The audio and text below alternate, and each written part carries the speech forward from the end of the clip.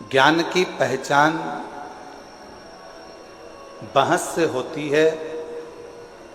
एक सास बहू की आपस में जो बहस चलती है उससे ये पहचान हो जाती है कि बहू में कितना ज्ञान है।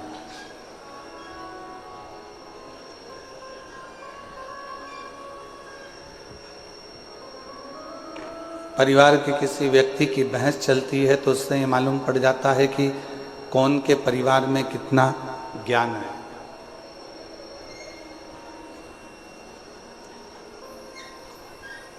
एक बहस की पहचान, एक ज्ञान की पहचान उसकी आपसी भाषा की बहस से हो जाती है।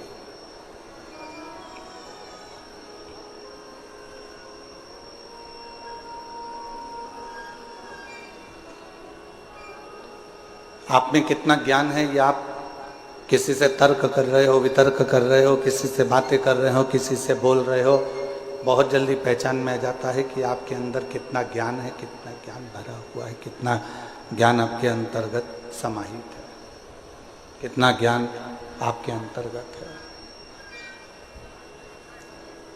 और यदि इंसान की पहचान करना है तो उसकी पहचान करने के लिए बहुत सारे धन, वैभव, संपदा, सत्ता, दौलत की जरूरत नहीं पड़ती।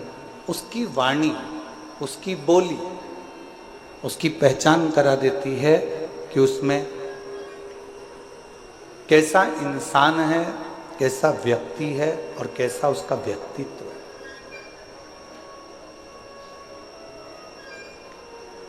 केवल वो बोलेगा, केवल उसकी वाणी निकलेगी, केवल उसके शब्द निकलेंगे, केवल वो बोलेगा और उससे उसकी पहचान हो जाएगी कि इसकी वाणी के अनुसार ये इंसान कैसा है।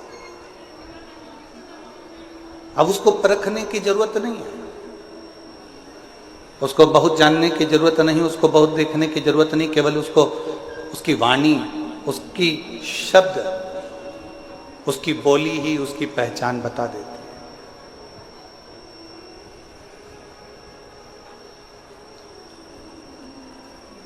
और शिव महापुराण की कथा कहती है,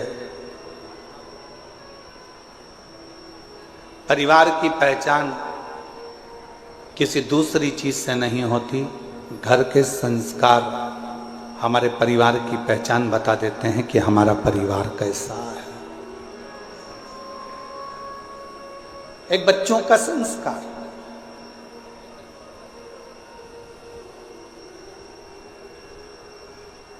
एक प्रसंग याद आता है और ये केवल कोई कथा नहीं है, ये ओरिजिनल प्रसंग है जिसको हमने अखबार में पढ़ा था, शायद 4-6 साल पुराना हो सकता है।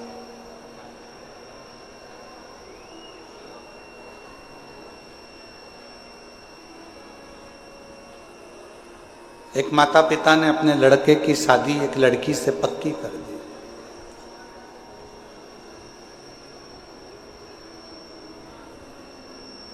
दिखने में सुंदर है लड़की, अच्छी है, श्रेष्ठ है, सुंदर है, पढ़ी लिखी भी है।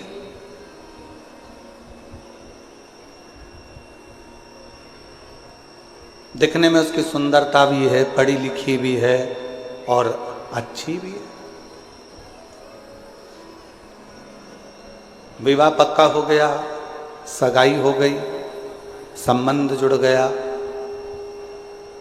अब जो लड़के के पिताजी थे उनके घर में कोई लड़की नहीं थी, तो जिस लड़की से उनका संबंध जुड़ा था उसको उन्होंने बेटी मान लिया। और बेटी माना और ये मन में विचार करा कि ऑफिस जाता ही हूँ, बीच में लड़की वालों का घर पड़ता है, कभी कभी चले जाया करूँगा, मिल के आ जाया करूँगा।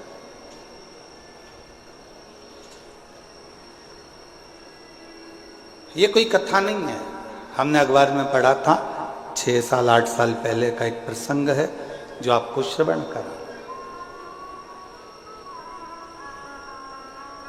अब लड़के के पिताजी लड़की के घर जाते कभी सुबह सुबह चले जाते तो माँ पोछा लगाती हुई दिखती, झाड़ू लगाते हुए दिखती। इतने में तुरंत लड़के के पिताजी ने लड़की की माँ से पूछा, आप पोछा लगा रही हो? उन्होंने कुर्सी दी, लड़के के पिताजी बैठे, लड़की की माँ झाड़ू निकालते निकालते झाड़ू को रखा, हाथ धोया, पानी लेकर आई, चाय बनाई, समधी जी को पिलाई। समधी जी ने चाय पी, पानी पिया। पानी चाय पीने के बाद में जब वापिस चाय पानी पीने के बाद में पुनः थोड़ी देर बाद वापिस चल दिए। शंभू शंभू शंभू। चाय पानी पीने के बाद वापिस चल दिए। फिर 2-3 दिन हुए, लड़के के पिताजी फिर आ गए। माँ उस समय पर बर्तन मांज रही थी।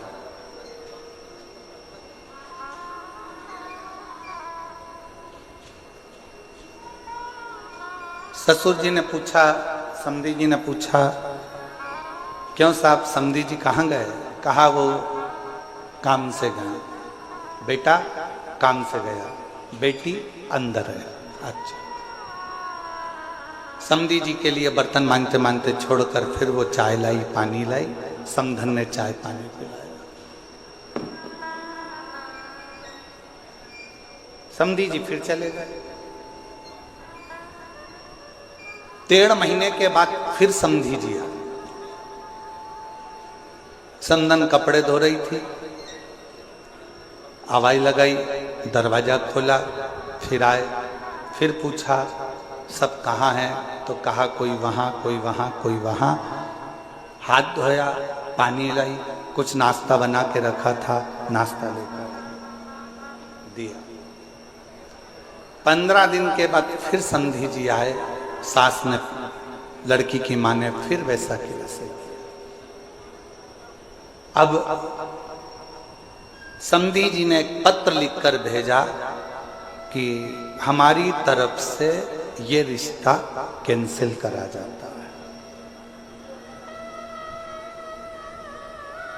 हमको ये संबंध नहीं रखना, हमको ये रिश्ता नहीं रखना।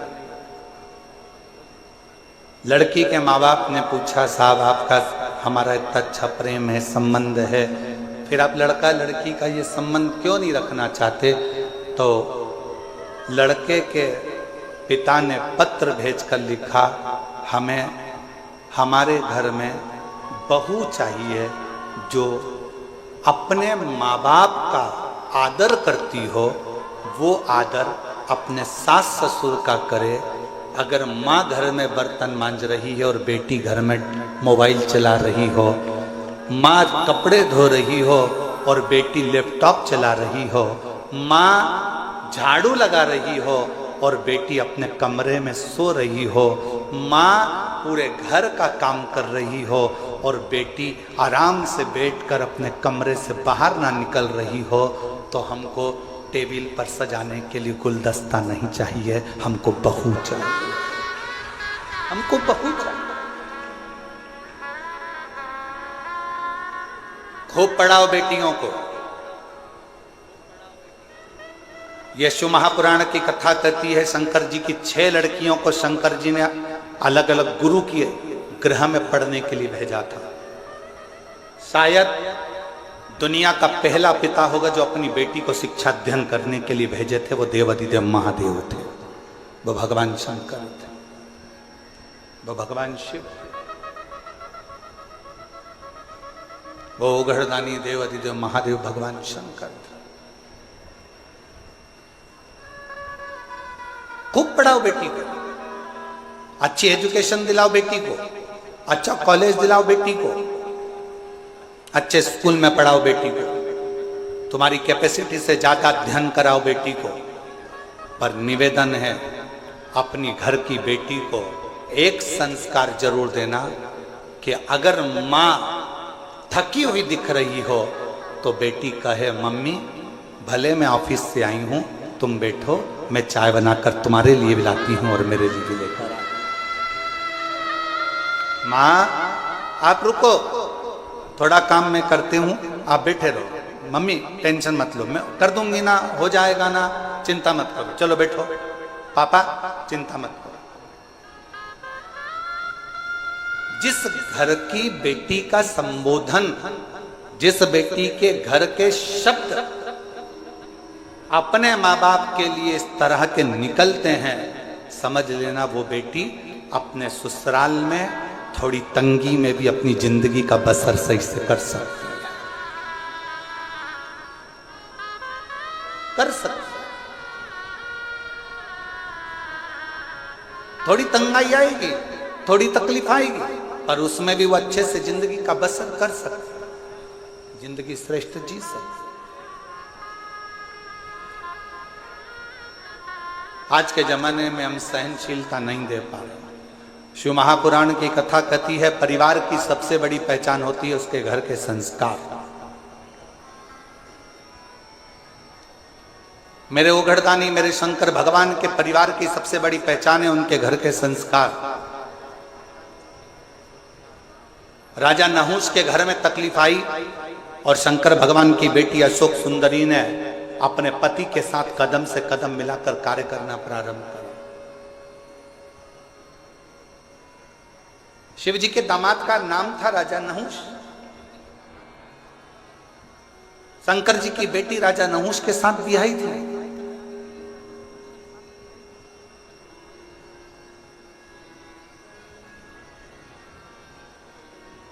ऐसा नहीं है कि जिंदगी में मुसीबत नहीं आती। हम पहले भी कथा के माध्यम से आपको कहे थे, मंगल सूत्र गले में लड़की के इसलिए बांधा जाता है, विवाह के समय पर लड़का लड़की के गले में मंगल सूत्र इसलिए बांधता है क्योंकि मंगल सूत्र में एक जैसे दाने नहीं होते। मंगल सूत्र में थोड़े दाने सोने के होते हैं तो थोड़े दाने काले होते हैं, थोड़े दाने पीले होते हैं तो थोड़े दाने लाल होते हैं, थोड़े दाने पीले होते हैं तो थोड़े दाने काले होते हैं। लड़की के गले में लड़का शादी के समय पर मंगलसूत्र इसलिए बांधता है कि जैसे मंगलसूत्र में आधे दाने पीले, आधे काले, आधे सोने के, आधे मोती के होते हैं, उसी तरह हमारी जिंदगी एक जैसी नहीं चलती। शादी के बाद कभी खुशियां भी आएंगी तो कभी गम भी आएगा, कभी दुख भी आएगा तो कभी सुख भी आएगा। एक जैसा जीवन नहीं रहेगा। पर आखिरी में मंगल सूत्र में एक बड़ा सा पेंडिल होता है और शिव महापुराण की कथा होती कहती है, जब संघर्ष के दिन, अच्छे और बुरे दिन निकलते निकलते थक जाते हैं, तब एक समय पर अच्छी जिंदगी का पेंडिल तुम्हारी किस्मत में आ ही जाता है। तुम्हें घबराने की जरूरत नहीं, तुम्हें घबराना।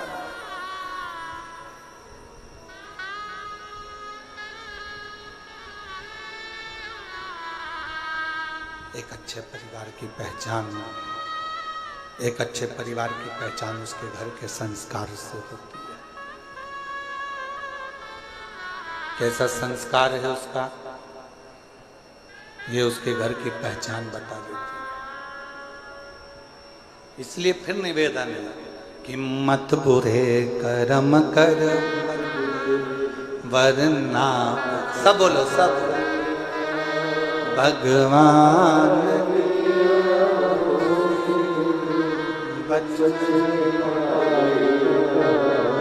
तू बच नहीं, अरे ओ अज्ञानी मत करना, अरे ओ अज्ञानी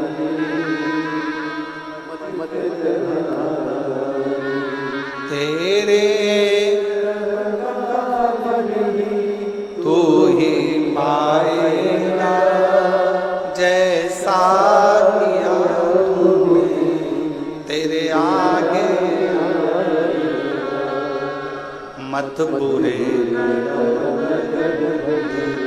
वरना पछताए, भगवान की आंखों से बच नहीं, तू बच नहीं पाएगा, हरे ओ अज्ञान मत करना।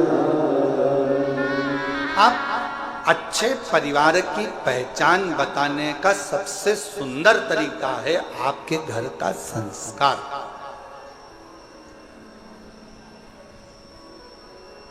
आपके घर का संस्कार कैसा?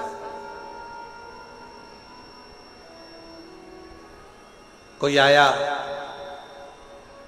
आप खड़े होकर उससे मीठी वाणी में बात कर लिए, जल का पूछ लिए, प्रणाम कर लिए, नमन कर लिए, सत्कार कर लिए, उतने में पहचान हो जाती है कि परिवार कैसा है।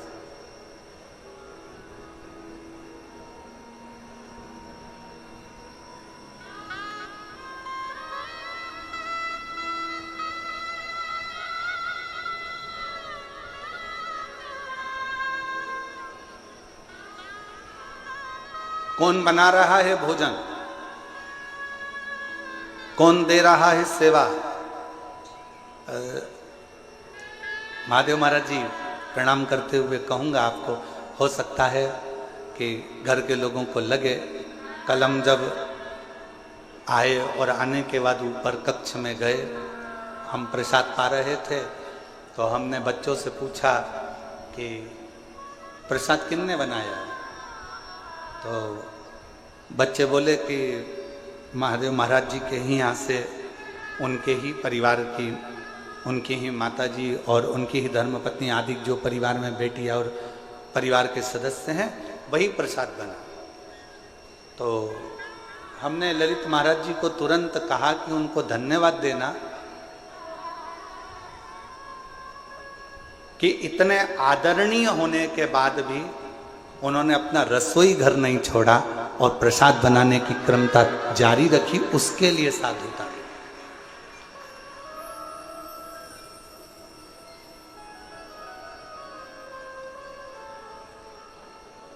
अन्नपूर्णा का घर जब अन्नपूर्णा खुद संभालती है ना, अन्नपूर्णा का घर जब घर की माँ स्वयं संभालती है ना, तो उस रसोई घर में रसोई का स्वाद स्वयं अन्नपूर्णा महारानी आकर देना प्रारंभ कर देती है, स्वयं मां देती।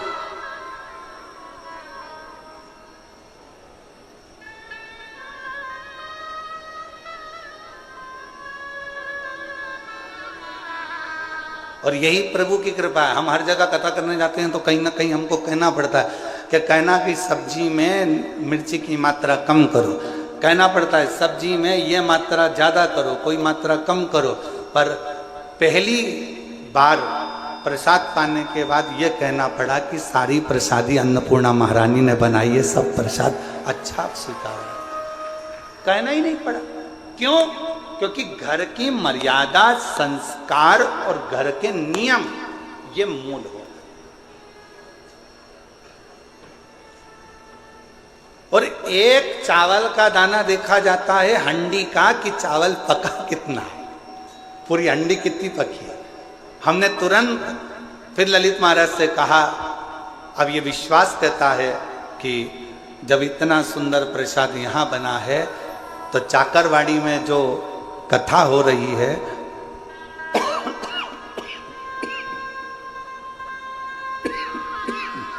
उसके भंडारे का प्रसाद भी बड़ा सुंदर बन रहा होगा और सब आराम से प्रेम से पा रहे हैं।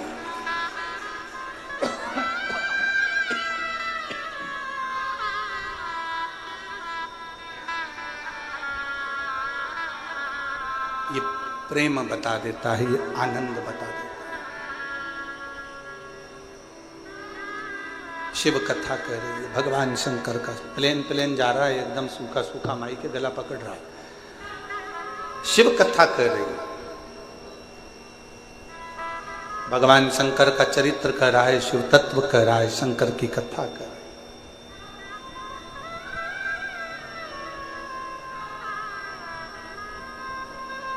आपके घर के संस्कार बता देते हैं कि परिवार कैसा है।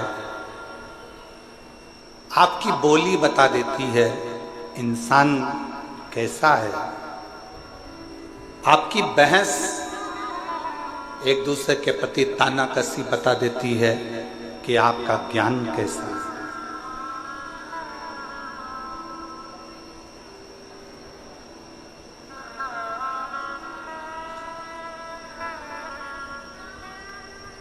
इसलिए निवेदन है, शिव को स्वीकार करने से पहले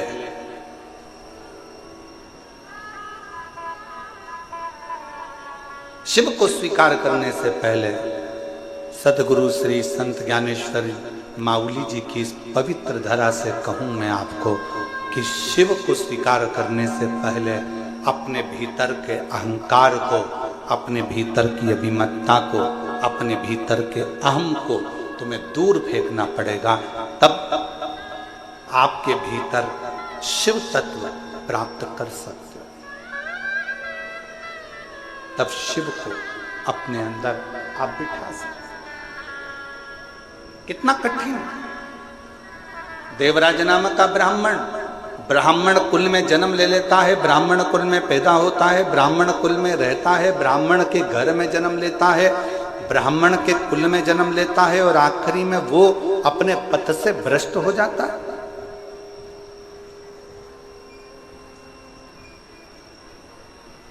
अपने मार्ग से दूर हो जाता है।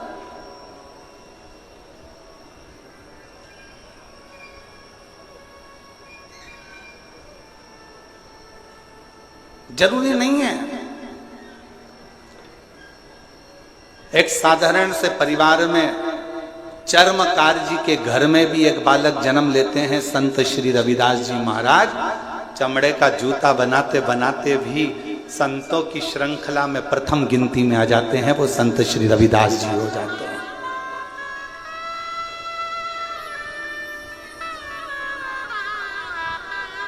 नामदेव जी महाराज, संत तुकाराम जी महाराज,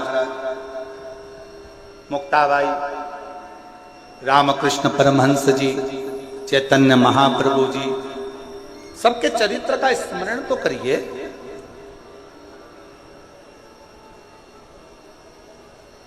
संत श्री नामदेव जी महाराज को एक बार रोक लिया गया, कीर्तन कर रहे थे, विठ्ठल विठ्ठल विठ्ठल विठ्ठल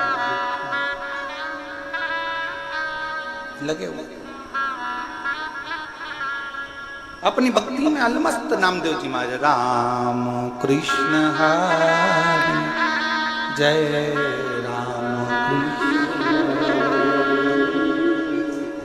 राम कृष्ण राम कृष्ण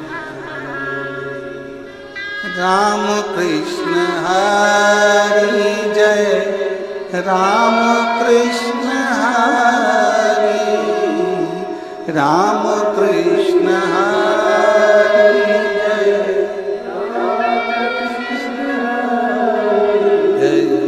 राम कृष्ण हरि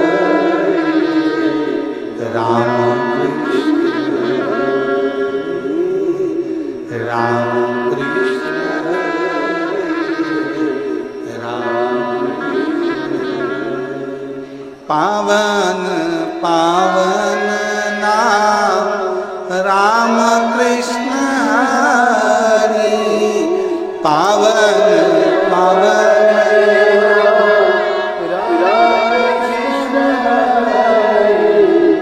राम कृष्ण हरि राम राम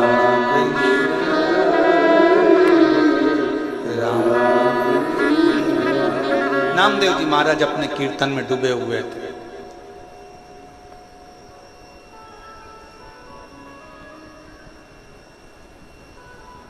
जो भगवान को मानता ही नहीं था, जो कभी भगवान पांडुरंगा को जानता ही नहीं था, जो कभी हरि विठ्ठल का स्मरण करता ही नहीं था,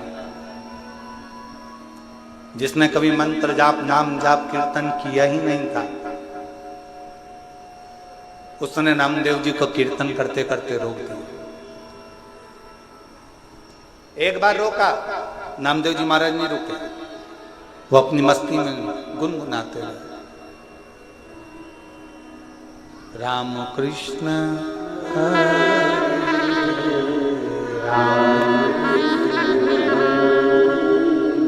राम कृष्ण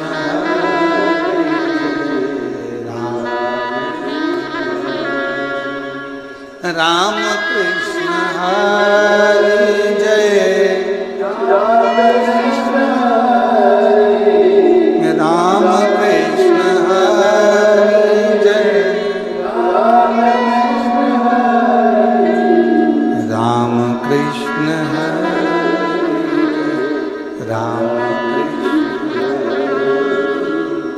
राम कृष्ण राम। फिर रोका नामदेव जी महाराज को, और जैसे नामदेव जी महाराज को रोका तो नामदेव जी महाराज अपनी कीर्तन में डूब गए।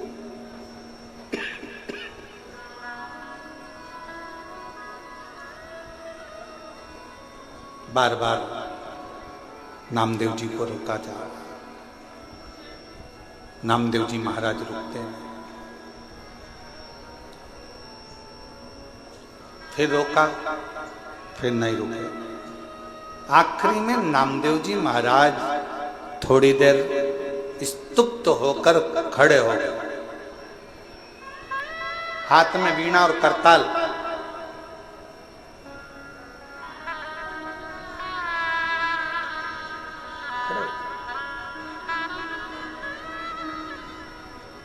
क्या है भाई, तुम मुझे कीर्तन क्यों नहीं करने देते? मेरे कीर्तन करने से तुम्हें तकलीफ क्या है? मेरे कीर्तन करने से तुम्हें कष्ट क्या है? नामदेव जी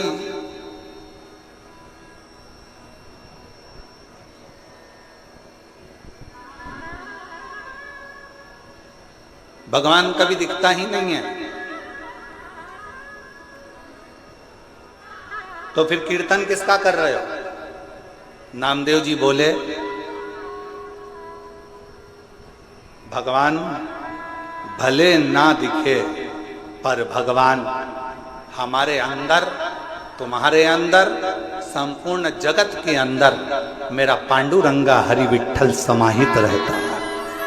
हरेक के अंदर मेरा पांडुरंगा हरि विठ्ठल सब में समाहित रहता है, सब में समाहित। हम कैसे मान सकते हैं? नामदेव जी ने एक लोटा पानी मंगवाया, एक डब्बी नमक मंगवाया, सामने वाले व्यक्ति को दिखाया, ये क्या है? नमक। ये क्या है? पानी। नमक लिया 2 चम्मच, सामने वाले से नामदेव जी ने पूछा, ये क्या है? नमक। पानी में डाल दिया। फिर नमक लिया, पूछा, ये क्या है? नमक। पानी में डाल दिया। नामदेव जी महाराज ने पानी को चम्मच से हिला दिया, घोल दिया। अब नामदेव जी महाराज ने पूछा, बता इसमें नमक मांग गया? सामने वाले ने कहा कि इसमें नमक तो घुल गया, नमक इसमें चला गया। अब तो इसको उकाल ले, गरम कर ले, तपा ले, तो भी इसमें नमक मिला की मिला ही रहेगा। नमक दिखता नहीं है, पानी में घुल जाता है। उसी तरह मेरा हरि विठ्ठल भी दिखता नहीं है। जब मानव जन्म लेता है उसमें शिव तत्व समाहित घुला हुआ होता है, परमात्मा उसमें घुला हुआ, परमात्मा उसमें समाया।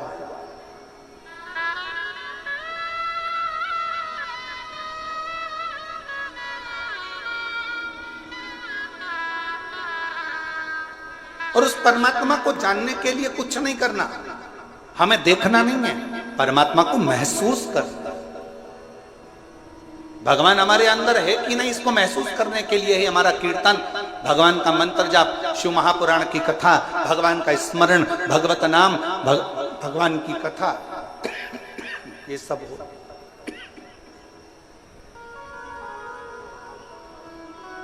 ये परमात्मा को जानने के लिए होती है, परमात्मा को पहचानने के लिए होती है। हमारे अंदर शिव तत्व कितना है, हमारे अंदर भगवान कितना समाहित है, हमारे अंदर भगवान कितना समाया हुआ है, इसकी पहचान हमारी कथा, भगवान शंकर का चरित्र, भगवान की पावन कथा हमको बता देती है कि हमारे अंदर शिव तत्व कितना। आज एक संत की भूमि पर संत की कथा, शिवगण भृंगी शिव महापुराण की कथा चल रही है।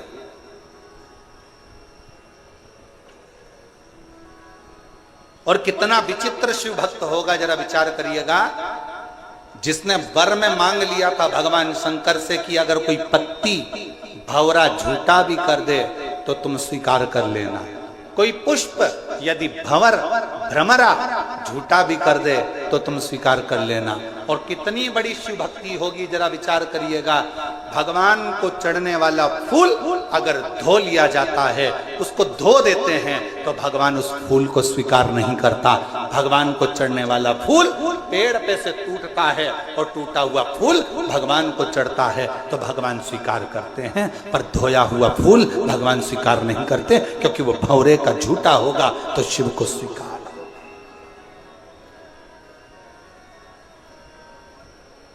कितना विचित्र कथा है।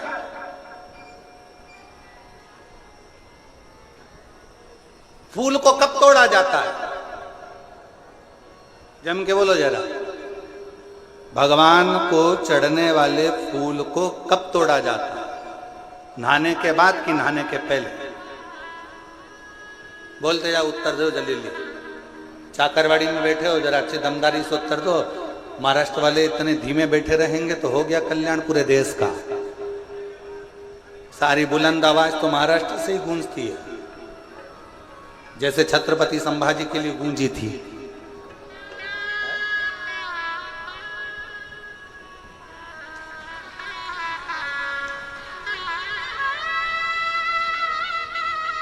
बोल बम का नारा है, आवाज नहीं आई, दमदारी से बोलो। बोल बम का नारा है, सारी समस्या का हल श्री शिवाय। भगवान के लिए फूल कब तोड़ा जाता है? नहाने के बाद कि नहाने के पहले? ठीक है।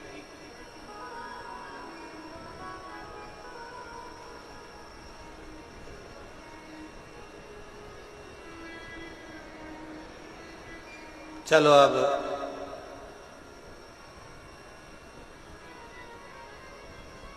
पुष्प शिव महापुराण की कथा बाची थी, किन किन ने सुनी थी? उस कथा को एक बार हम पुनः, अगर बीच में कभी योग लगा तो आस्था चैनल वालों से कहेंगे कि उस कथा को एक बार वापिस आस्था चैनल पर दिखाओ। पुष्प शिव महापुराण की कथा वो 5 दिन की थी।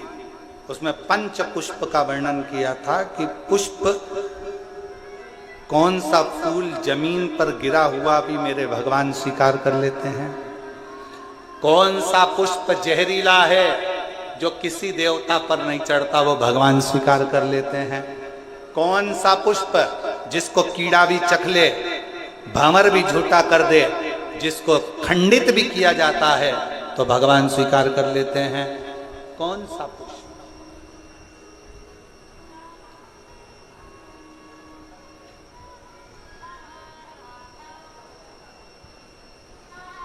कौन सा पुष्प? शिव कथा कह रही, भंवर का झूठा, भंवरे का झूठा स्वयं भृंगी ऋषि ने, भृंगी बाबा ने भगवान शिव से अगर कोई वर मांगा था तो यही मांगा था कि भंवरे का झूठा भी अगर कोई पुष्प है, भ्रमर का झूठा भी है, और कोई स्नान करा नहीं करा, कोई नहाया नहीं नहाया, और हे देवादिदेव महादेव, उसने अगर तुम्हारे लिए डाली में से पुष्प को चुन भी लिया ना, तो उसके पुष्प को आप स्वीकार जरूर करना। शंकर ये नहीं देखते कि तुम स्नान कर कर पुष्प तोड़े।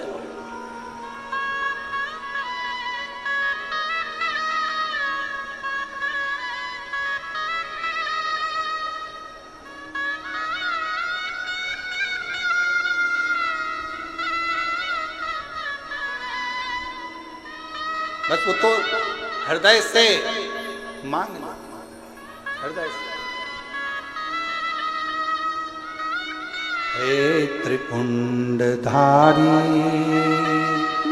हे त्रिशूलधारी, हे त्रिपुंडधारी,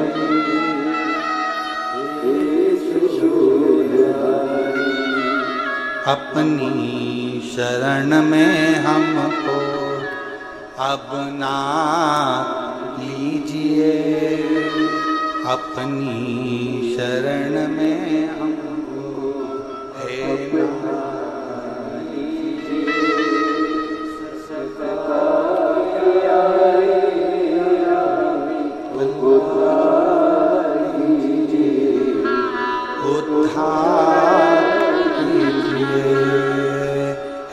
त्रिपुंडधारी, हे चरणों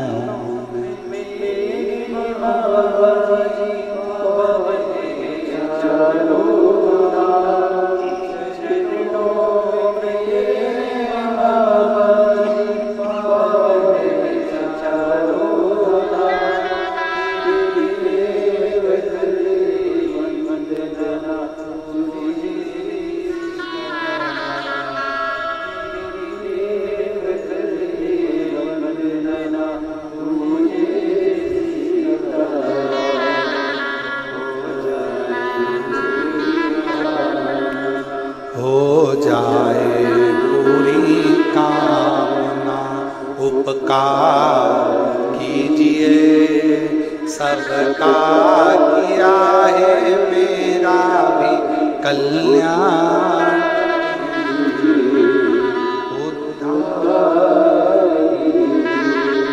हे त्रिपुंडधारी, हे त्रिशूलधारी। भगवान ये कभी नहीं देखता कि तुम स्नान कर कर पुष्प तोड़े कि स्नान के बाद पुष्प तोड़े। भगवान ये देखता है कि तूने मन कितना पवित्र रखा।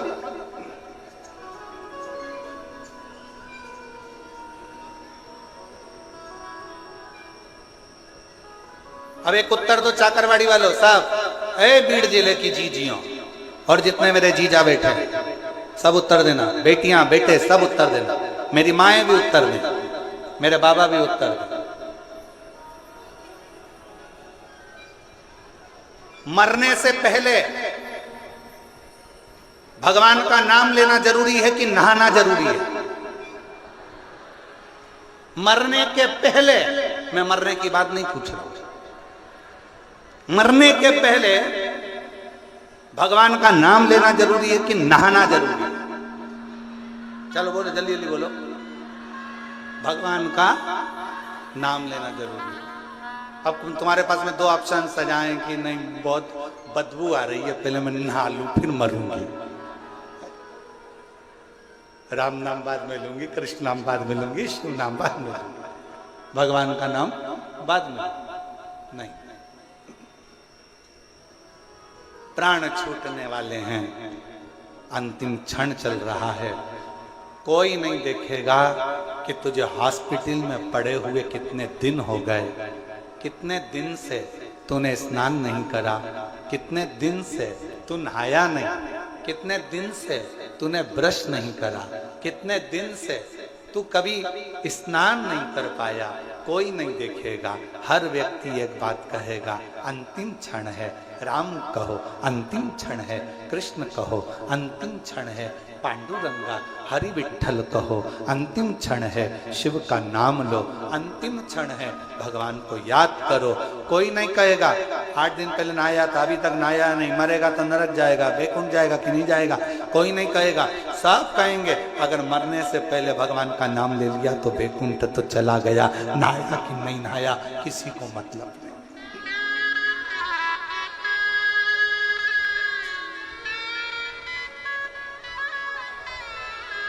कोई नहीं जाने।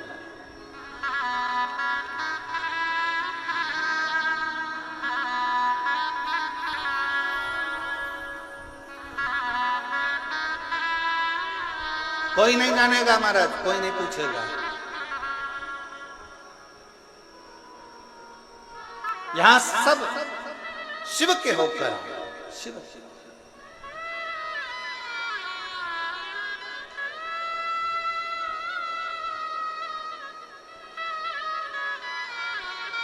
शिव की शरण में आ जा,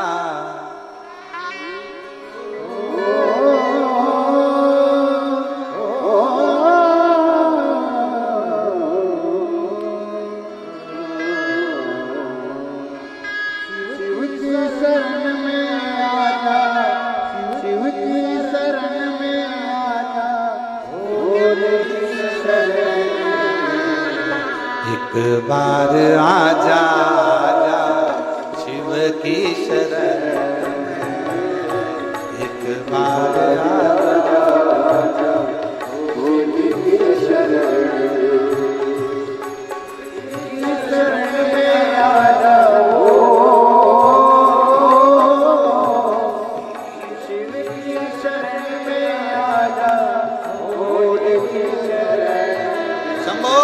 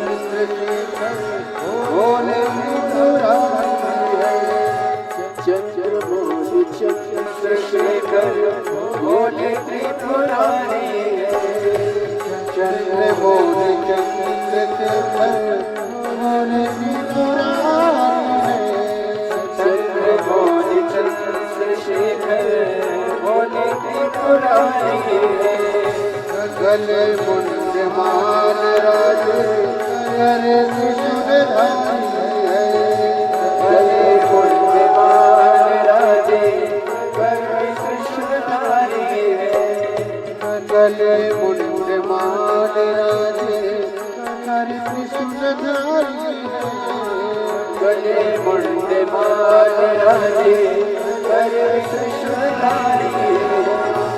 नंदी पे सवार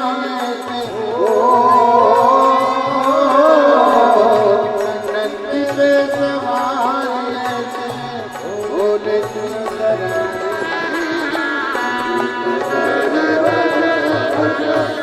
भोले की शरण,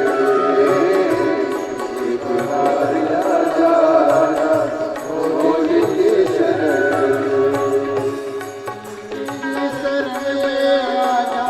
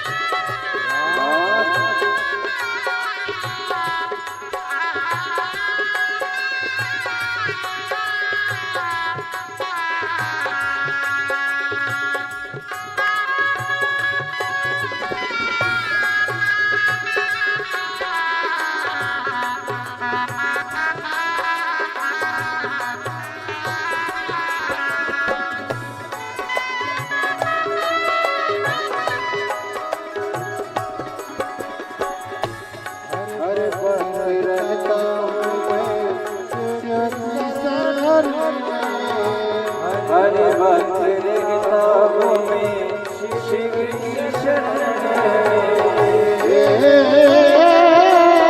बाबा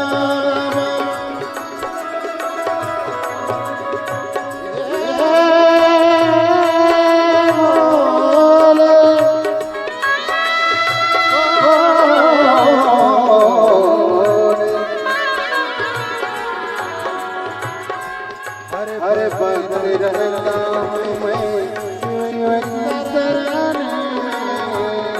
हरे भक्त किताबों में शिव की शरण दुख रे सुनाता हूँ मैं दुख रे सुनाता हूँ मैं शिव की शरण में कष्ट सुनाता हूँ कष्ट सुनाता हूँ मैं शिव की शरण में दुख दूर होते दुख दूर होते हैं शिव की शरण एक बार आजा आजा भोले की शरण में एक बार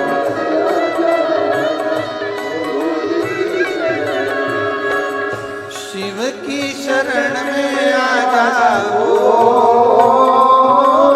शिव की शरण में आजा भोले की शरण एक बार आजा आजा भोले की शरण एक बार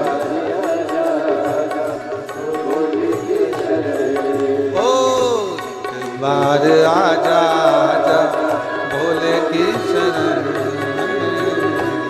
एक बार ओ शिव की शरण में आ जाओ शिव की शरण में आजा भोले की शंभो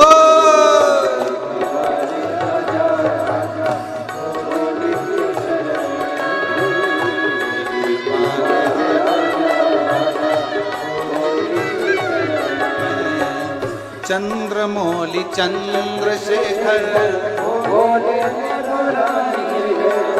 चंद्रमौली चंद्रशेखर भोले गले बोलने वाला राजे गले बोलने वाला राजे नंदी पे सवार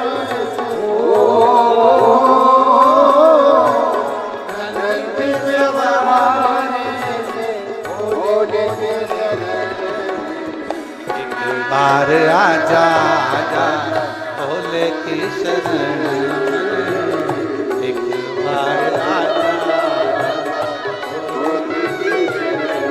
ओ एक बार आजा आजा भोले की शरण एक बार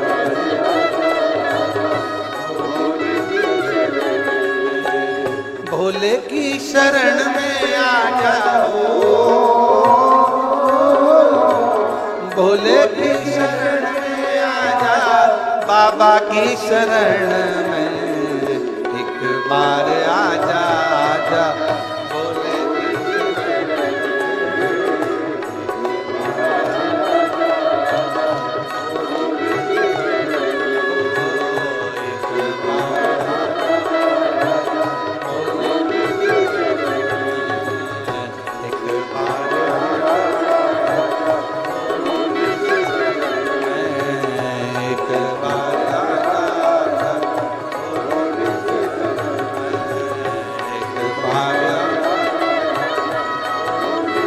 आर आर महा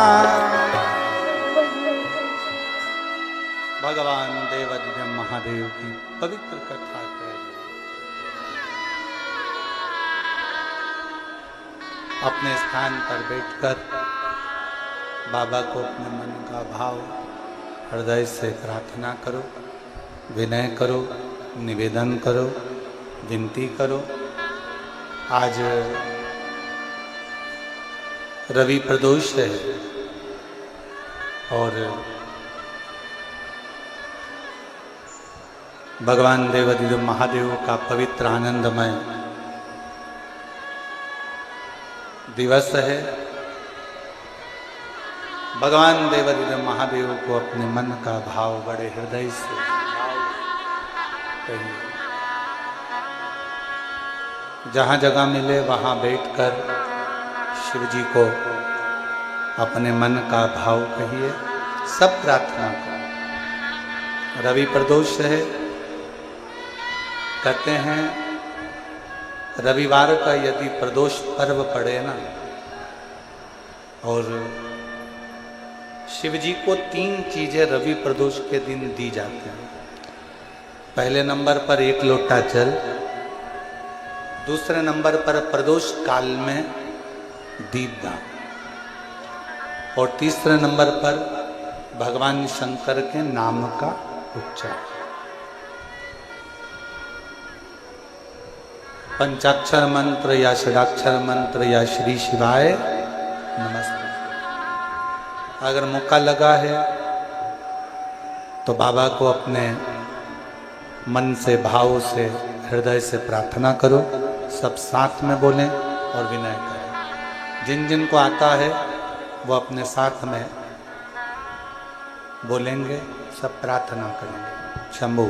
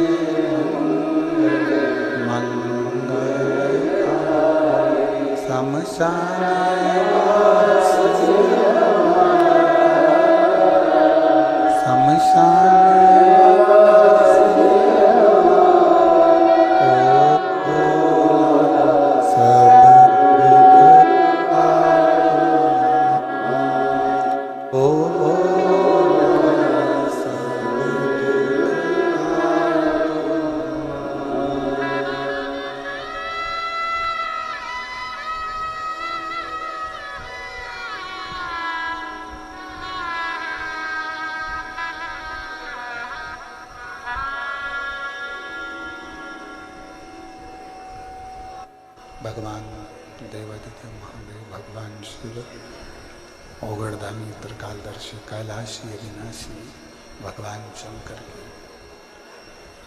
पवित्र कथा कर रही है, महापुराण वर्णन कर रही है। शिव तत्व कह रहा है। भगवान ओगड़दानी, त्रिकालदर्शी, कैलाशी, विनाशी शिव की कथा कर रहे हैं।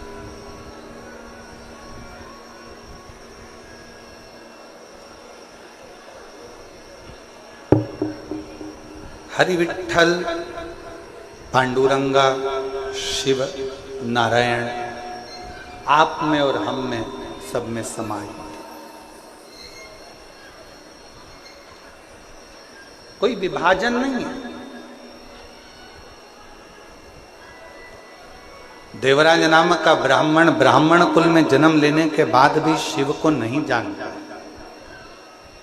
मृत्यु लोक में अगर आपका और हमारा जन्म हुआ है और हम शंकर को नहीं पहचान पा रहे तो समझ लेना कि हमको फिर ना जाने कितने कितने जन्म लेना पड़ सकते हैं। कितने जन्म।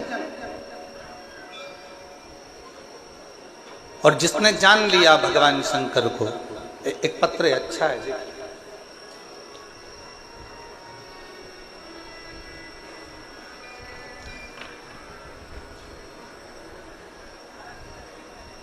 मैं सो शारदा जीवन राव जगताप, बैंक कॉलोनी, माजलगांव, तहसील माजलगांव, जिला बीड़, महाराष्ट्र। कहीं बैठी हो तो हाथ हिला सकती हैं। अगर कहीं बैठी हो तो हाथ हिला सकती हैं। मैं सो शारदा जीवन राव जगताप, बैंक कॉलोनी, माजलगांव, तहसील माजलगांव, जिला बीड़, महाराष्ट्र। मेरा मोबाइल नंबर ये है।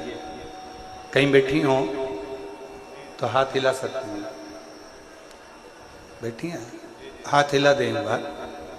और अगर साथ में बच्चे आए हों तो उनको लेकर आ सकती हैं। मेरा एक बेटा था, 2 बेटियां हैं। मेरा 22 साल का लड़का जो 13/1/2023 को मेरा 22 साल का लड़का कार के एक्सीडेंट में मर गया। जब मेरा 22 साल का लड़का कार दुर्घटना में चला गया, मैं टूट गई। हम पति पत्नी दिन रात रोते रहते, आंखों से आंसू बहता रहता। इतना दुख था कि हम वर्णन नहीं कर सकते। गुरुदेव, एक दिन मेरी बहन की बेटी ने बताया कि परभणी महाराष्ट्र में संजय भाऊ जाधव जी कथा करा रहे हैं। शिव महापुराण की कथा है। ऐसा सुना है कि पंडाल में बैठकर जो मांगा जाता है भगवान शंकर वो देता जरूर। जाधव जी ने 5 दिन की कथा करवाई है। कहीं योग बना है परभणी का, चलो तुम भी उस कथा में चलो। पति पत्नी कथा में पहुंचे। पंडाल में कहीं जगह नहीं थी, बाहर बैठ गए, कथा सुनते, विनती करते, रोते रहते। मेरी बहन की लड़की से मैंने कहा कि वो सियोर वाला महाराज क्या करेगा, शिव पुराण भी क्या करेगी, क्योंकि 22 साल का लड़का चले गया। मेरी 2 लड़कियां हैं, पर अब तो मेरा रजस्वला धर्म भी नहीं आता, अब मैं रजो भी नहीं होती। अब मेरा रजो धर्म खत्म हो गया, और रजो धर्म खत्म हुए भी कई साल हो गए। तो अब ना तो शिव पुराण कुछ कर सकती है, ना वो सियोर वाला महाराज कुछ बता सकता है। क्या करें। मेरी बहन की बेटी ने कहा, पाऊ तो मौसी आप बैठो, कथा सुनो, वहां की मिट्टी को अपन उठा लाएंगे। पंडाल की मिट्टी नहीं होती, वहां इतने लोग शिव शिवाय नमस्तुभ्यम का जाप करते हैं, वहां की मिट्टी भी पवित्र हो जाती है। वहां की मिट्टी को अपन उठा लाएंगे, कंकर शंकर पूजन करेंगे, सीहोर चलेंगे। हमने परभणी महाराष्ट्र की कथा सुनी, वहां की मिट्टी को ले गए, पार्थिव शिवलिंग का पूजन करते, सीहोर गए, कंकर शंकर पूजन करी, बाबा से विनती करी, बाबा कुछ तो कृपा करो। डॉक्टरों को दिखाया, डॉक्टर कहते हैं अब तुम कभी मां नहीं बन सकती, तुम्हारा रजो धर्म नहीं आता। पर बाबा तो बाबा है गुरुदेव, हमें क्या मालूम था कि पंडाल में कथा सुनने का फल क्या इतना होता है। खूब रोती थी पंडाल में बैठकर, मेरा 22 साल का लड़का चले गया, 22 साल का लड़का चले गया, तू कुछ भी कर मेरा लड़का मुझे दे दे। मैंने एक बार नहीं 2 बार पशुपति व्रत करे और हर बार एक की बात कहती, वो सियोर वाला महाराज छाती ठोक कर कहता है कि तू देता जरूर है, तू खाली नहीं रख सकता। मैंने 2 पशुपति व्रत करे हैं, मुझे तू वर प्रदान कर। बाबा 2 बार आंकड़े की जड़ मान ली, कुछ तो कृपा कर। 2 बार सियोर आ गई, बाबा ने ऐसी कृपा करी कि मेरा गर्भ बिना रजो धर्म के ठहर गया और बाबा की कृपा से मुझे 2 बेटों ने जन्म लिया। मेरे गर्भ से 2 बेटों ने जन्म लिया और बाबा डॉक्टर भी आश्चर्य में है कि ये कैसे हो सकता है। मेरे बाबा 22 साल का एक लड़का गया था, आज मेरे कुबेर भंडारी ने मुझे 2 लड़के दे दिए और उन दोनों का फोटो मैं लगा रही हूँ, दोनों का फोटो लगा रही हूँ, आप देख सकते हैं। और अगर बच्चे आए हों तो बच्चों को लेकर आप लोग एलईडी पर दोनों बच्चों का फोटो आस्था चैनल पर देख सकते हैं, एलईडी पर देख सकते हैं। और तेरी कृपा का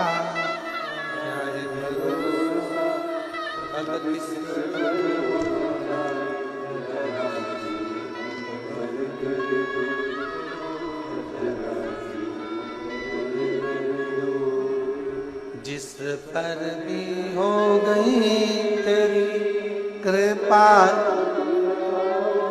भवतार हुआ। एक पत्र और है बड़ा,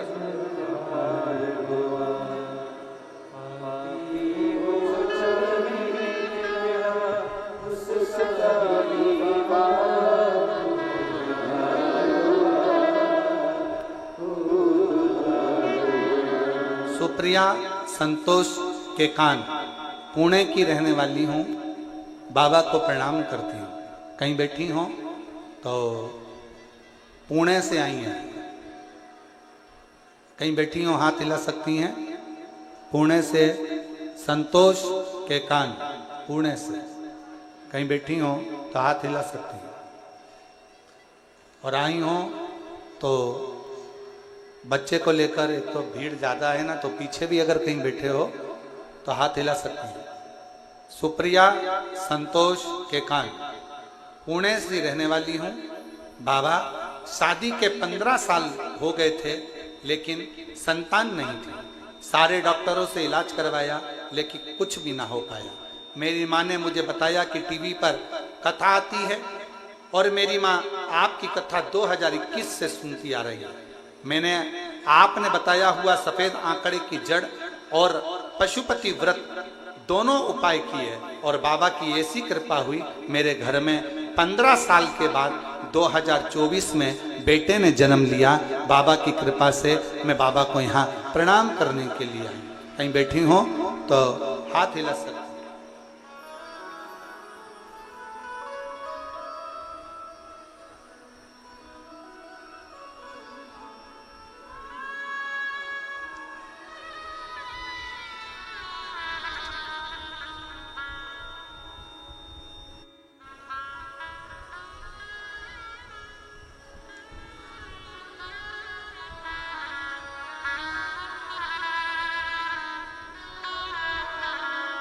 मेरा नाम नंदा चांगदेव,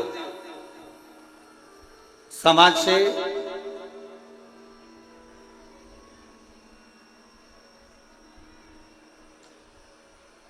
पाटोदा जिला बीड़ से हूं। मेरा मोबाइल नंबर ये है। मेरे छाती में गठान हो गई थी जो 4 साल पहले ऑपरेशन से निकाल दी गई थी, लेकिन फिर से दूसरी साइड में छाती में गठान हो गई। मैं बहुत डर गई थी। अभी ऑपरेशन से एक गठान को निकलवाया, अब फिर से दूसरी गठान हो गई। मेरे घर के लोग नजदीक के ही बाबा देवाधिदेव महादेव के मंदिर जाने लगे, आपकी कथा सुनने लगे, रोज चढ़ाई हुई बेलपत्र लाने लगे, शिव जी पर चढ़ाया हुआ जल लाने लगे और मुझे देने लगे। कहते थे अगर बेलपत्र खाओगी और पानी चढ़ा हुआ पियोगी तो शिव गठान को गला देंगे। श्री शिवाय का नमस्तुभ्यम जाप करती।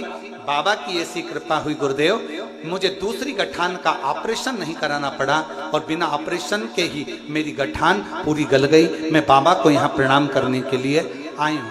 कहीं बैठी हो तो आ सकती हैं। मेरा नाम नंदा चांगदेव, संगवासे पाटोदा जिला बीड़ से है। मेरा मोबाइल नंबर ये। और तेरी कृपा का आ जाइए।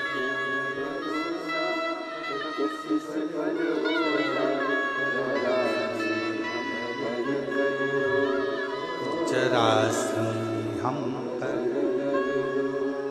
जिस पर भी हो गई तेरी कृपा करुणा वो भव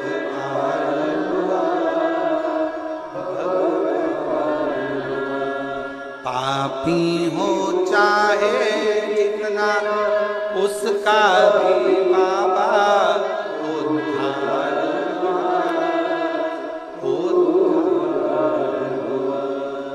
गिद्ध जामिन गणिका जैसे तेरे मन को जरा सी हम तेरी कृपा का भरोसा कब किस पर हो जरा सी